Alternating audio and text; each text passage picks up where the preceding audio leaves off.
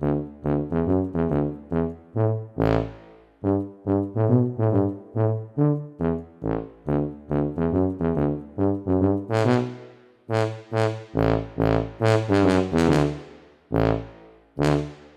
le bonjour ou le rebonjour parce que en fait c'est la même journée que le premier essaim, donc ça c'est le deuxième.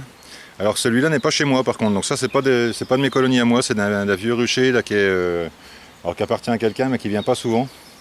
Et j'ai regardé, il n'a pas de ruche piège pour récupérer les essaims, toutes ces ruches sont pleines, donc forcément c'est un essaim qui va se tailler. Donc bah, du coup je vais le récupérer, hein. C'est ça où il est perdu pour tout le monde, donc voilà. Vous voyez un peu le bestiau là. Donc celui-là est quand même relativement balèze. Donc il fait quoi? Il fait 60-70 cm de long par entre 15 et 20 de diamètre. Mais bon, il y a la branche dedans, donc peut-être qu'il paraît plus gros que ce qu'il est en réalité, hein. Des fois on croit qu'ils sont gros, mais il y a beaucoup de branches dedans. C'est pas chez moi, donc là, là je ne vais pas me permettre de couper la branche. Et si je lève le bras à fond, je touche pas. Donc là il a 3 mètres de haut à peu près, quoi, 2,50 m, 3 mètres. Comment je vais faire ça moi là? Je suis pas venu tellement outillé que ça, j'ai même pas de seau dans la voiture. Bon écoutez, je réfléchis à ça, j'installe la ruche et je vous reprends tout de suite après. Là je me dépêche parce que je voudrais pas qu'il s'envole. Bon bah là vous voyez un petit peu la disposition du truc. Alors j'ai posé la couverture sur l'herbe, mais vraiment ça fait du tapis de mousse. Vous voyez là, si j'appuie sur le truc, là il y a l'herbe en dessous mais c'est tout doux. Donc comme ça si des fois je fais tomber le total, bah ça devrait tomber dessus. Normalement j'essaie de me mettre à la verticale du dessin. Donc le but de la couverture, maintenant vous le savez, hein, c'est juste que les abeilles ne se perdent pas dans l'herbe. Ça me permet aussi de mieux voir si des fois la reine rentre dedans. J'ai mis 2 cadres bâtis. Donc celui-là vraiment, il n'est pas vilain, en plus il est quasiment propre. Et j'en ai un autre où il y a un petit peu de miel dessus. C'est une ruche, alors c'est une ruche orpheline, donc qui a été pillée. Elle est morte, pas de maladie ni rien, hein. Et il reste un petit peu de miel, donc je pense que ça pourrait leur faire du bien, ça pourrait peut-être les attirer un peu. Alors je vais essayer de voir, vous voyez l'essaim où il est.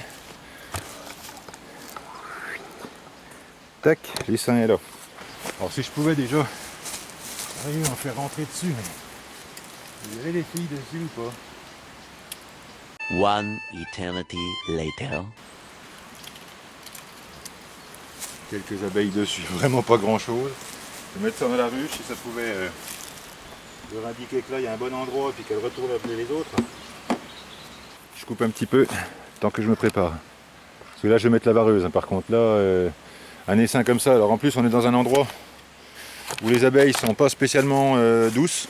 C'est pas quelqu'un qui met des reines sélectionnées et tout ça, c'est des essaims tout venant. Donc je sais qu'à chaque fois que j'ai pris un essaim là, ça s'est jamais trop bien passé. Et en plus elles sont en hauteur, donc là si je secoue tout va me tomber sur la tête. Donc j'ai plutôt intérêt à mettre quelque chose. Même si c'est qu'un essaim qui vient d'arriver, et normalement un essaim n'étant pas très agressif, mais enfin quand même là je vais jouer la prudence pour le coup là. Bon, je me suis habillé parce que ça y est, ça pique, hein. J'ai à peine bougé un tout petit peu tout à l'heure, ça commence à piquer, donc celles-là à mon avis sont pas bonnes du tout. Donc ça je m'en doutais, donc j'ai pris la vareuse. Alors Maryse, qui m'a offert la vareuse. Voilà, je pensais qu'elle était trop petite, et ben non, non, elle me va super bien. Donc c'est une vieille vareuse à l'ancienne avec du tissu bien épais là. Avec ça, je risque pas grand chose. Alors là, j'ai préparé ça. Ça vaut ce que ça vaut. Il est pas beau mon drapeau. Donc c'est le cadre où il y a un peu de miel dessus. Je vais poser ça contre les seins, de façon à ce qu'il y ait un paquet d'abeilles cale dessus. Si elles veulent, c'est pas sûr. Comme ça, je vais les mettre dans la ruche ou devant, et puis on verra ce que ça donne. Et si vraiment ça va pas, je vais secouer, je vais essayer de faire tomber quoi. Later. Ah, ils y vont pas. Ça n'a pas l'air de les intéresser plus que ça. Bon. Et ben alors ça marche pas. Bon, d'habitude pourtant quand je mets un cadre, elles vont bien dessus, mais là ça n'a pas l'air d'être le cas. Bon, ça fait rien. Ah oui, c'est du petit boulot, je sais les gars, vous allez me dire, t'as qu'à prendre un escabeau. Ben oui, mais j'en ai pas sous la main. Moi. Et j'en ai même pas chez moi, enfin, je demande aux voisins, je suis pas sûr qu'ils soient là. Enfin bon, je vais pas. Et le temps que je fasse aller-retour, ça se trouve l'essaim il va se tailler quoi. Donc là, je vais essayer de faire autrement. Hein. Je vais peut-être déjà essayer d'amortir un peu la chute avec ça, mais. Voilà.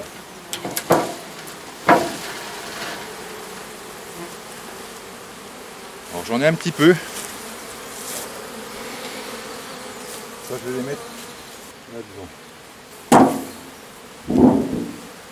Donc ça rentre dans la ruche. Bon, ok. Je vais essayer de refaire pareil. C'est pas très méthodique mon histoire, mais j'ai bien le moyen de faire autrement. Voilà, je prends tout sur le dos. Vous voyez là? Ça,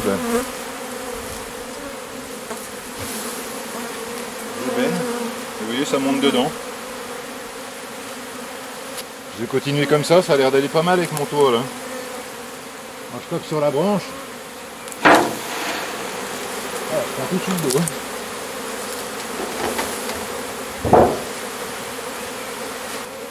Donc vous voyez, bah, ça rentre. Hein. Ça rentre gentiment.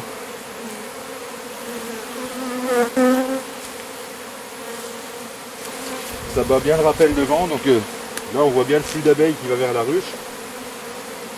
Donc ça a l'air de se passer pas trop mal.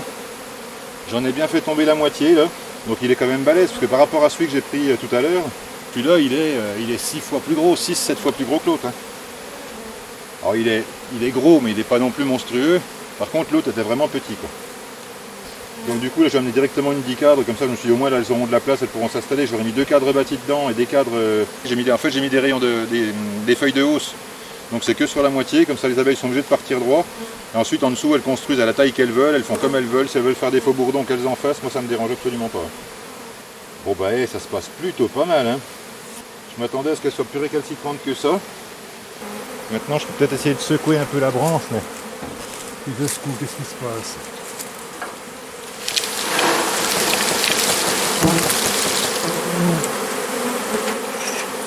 Encore un bon paquet là. Ah, vous avez une abeille sur la caméra. Quand les abeilles comme ça se dirigent toutes vers la ruche, je trouve ça toujours magique. Donc, bah, je vais essayer de secouer encore jusqu'à tout faire tomber. Hein. Alors, je remonte mon pantalon pour éviter les accidents fessiers.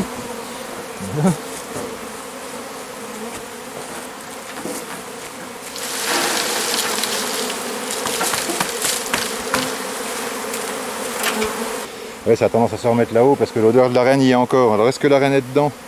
À mon avis, elle est dans le paquet d'abeilles qui est descendu. Hein. Donc là, bah oui, ça va peut-être se ramasser un petit peu là-bas. Donc j'attends un peu parce que il suffit qu'elle comprenne que les autres sont en bas et que si la reine est par bonheur est en bas, d'un seul coup, celle du dessus, de toute façon, elles vont se dégrapper, elles vont aller dans la ruche. Ah, allez, vous mettez pas là-haut. Allez. Là, si j'avais mon enfumoir ou quelque chose comme ça, j'aurais mis un petit coup d'enfumoir sur la branche pour cacher l'odeur de la reine. Bah là, il y en a un sacré paquet de rentrer dedans. Hein. Je ne vais pas les embêter plus, là. Je vais les laisser un petit peu tranquilles, les laisser faire. Pour peu que celle du dessus se décide à descendre, ça serait pas mal. De toute façon, si la reine était encore au-dessus, les abeilles déménageraient du bas pour monter au-dessus. Alors là, c'est pas le cas. Elles se remettent au-dessus, celles qui volent, parce qu'il y a encore l'odeur de la reine sur la branche, et celles qui sont en bas rentrent bien dans la ruche. Donc normalement, je pense que là, on est bon. C'est juste une histoire de patience maintenant. Ça couvrait le drap jusqu'à peu près par là, quoi.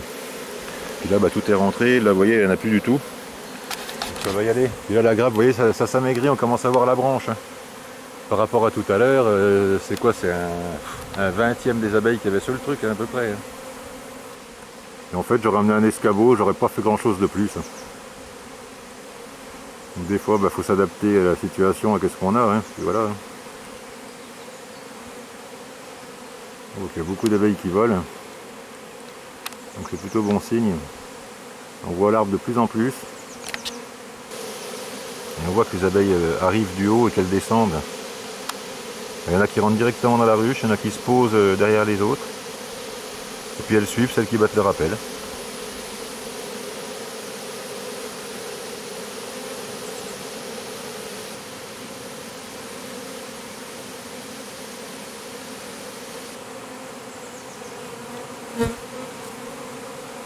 Et là on voit la branche. Hein.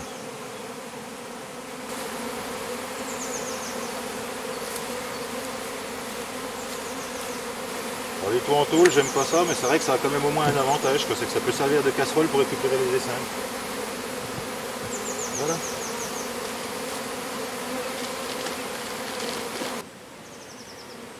Voilà. Et ben ça y est, tout le monde a descendu. Bon ben voilà. Opération terminée, donc c'était le deuxième essaim de la journée et de la saison parce que aujourd'hui j'ai récupéré mon premier essaim et mon deuxième essaim. J'imagine que c'est les premiers d'une longue série. Comme je suis un petit peu connu, il y a des gens qui vont m'appeler pour des essaims. Donc moi je suis à côté de Vito, 21 350 pour le code postal, donc dans un rayon de 30 km autour de Vito, on va dire. Si vous êtes apiculteur et vous êtes intéressé par la récupération d'essaims, vous pouvez m'envoyer votre numéro de téléphone sur Messenger, sur Facebook, sur la messagerie Facebook, m'envoyez votre numéro de téléphone et votre localisation, enfin où vous êtes exactement, le village, je ne vous demande pas où est votre rucher. Hein. Et comme ça, si quelqu'un m'appelle, mettons si c'est à 30 ou 40 km de chez moi et que moi ça ne m'arrange pas d'y aller parce que j'ai du boulot et j'ai pas le temps d'aller chercher un essaim, je peux à ce moment-là vous appeler et puis déléguer, en fait vous dire bah, voilà, vas-y, prends-le, c'est pour toi et puis voilà quoi. Je pense que c'est pas mal, c'est de l'entraide, un peu de solidarité entre apiculteurs. Voilà. Sur ce, eh bien, écoutez, j'espère que ça vous a plu, j'espère, voilà, bon c'était un peu, je me suis adapté à la situation, comme à chaque fois que j'attrape un essaim, je regarde, j'étudie un peu le problème, j'essaye de voir comment je peux faire. Là, je les ai secouées 2 fois, voilà, elles sont tombées dans le toit. C'est ce que j'ai trouvé, j'ai improvisé, ce que j'ai trouvé de mieux sur le coup avec le matériel que j'avais. Ça s'est pas mal passé, donc je suis content. Je suis content, j'espère que vous aussi. En tout cas, si vous êtes dans le coin, voilà, envoyez-moi vos coordonnées. Moi, comme ça, si on m'appelle pour un essaim trop loin de chez moi, mais plus près de chez vous, à ce moment-là, je vous appelle. Vous allez chercher l'essaim, et puis comme ça, voilà, tout le monde est content. Allez, sur ce, eh ben, portez-vous bien, soignez bien vos abeilles, chassez bien les essaims, et à bientôt pour les prochaines vidéos. Et abonnez-vous.